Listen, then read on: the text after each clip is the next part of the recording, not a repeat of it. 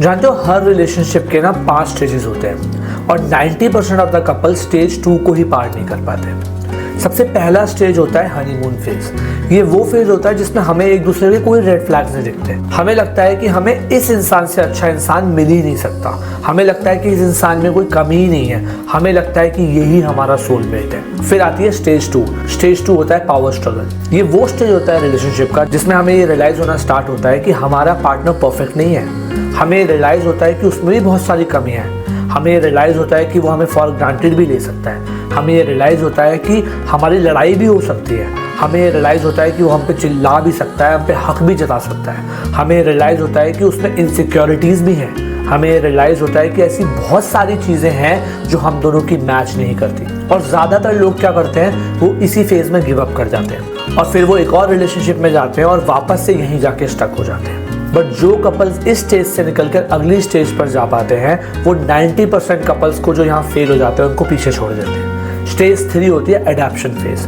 अडैप्शन phase के अंदर हम अडैप्ट करते हैं अपने पार्टनर से।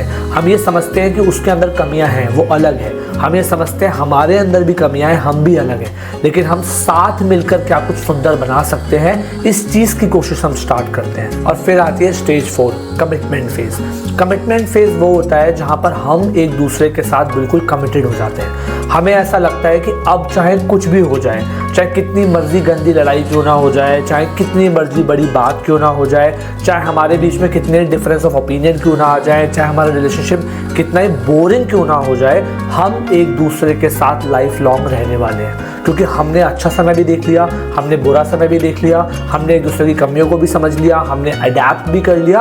अब टाइम है डिसिप्लिन रहने का, अब टाइम है इस इंसान के साथ बंध के रहने का।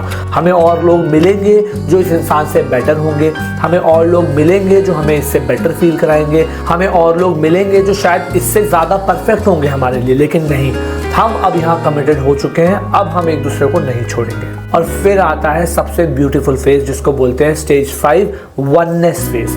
वननेस फेज में हम दोनों एक दूसरे के साथ एक हो जाते हैं। हमारे सपने एक हो जाते हैं। हम अलग अलग अपनी ज़िंदगी के बारे में नहीं सोचते, हम अपनी ज़िंदगी को एक रखकर सोचते हैं। हम ये सोचते हैं कि हम as a unit, as a partner क्या कर सकते हैं। और ये वो फेज होता है जिसमें कपल्स एक दूसरे के साथ मिलकर बिजनेसेस खोलते हैं, एक दूसरे के साथ मिलकर शादी करते हैं, बच्चा पैदा करते हैं, एक घर खरीदते हैं, पेट खरीदते हैं। ऐसी चीज़ें करते हैं जिसमें पार्टनरशिप इंपॉर्टेंट हो, ऐसी चीज़ें करते हैं जिसमें वननेस इंपॉर्टेंट हो। और ट्रूली ये रिलेशनशिप का वो स्टेज होता है जिस स्टेज के लिए हम एक्चुअली रिलेशनशिप में आए होते हैं।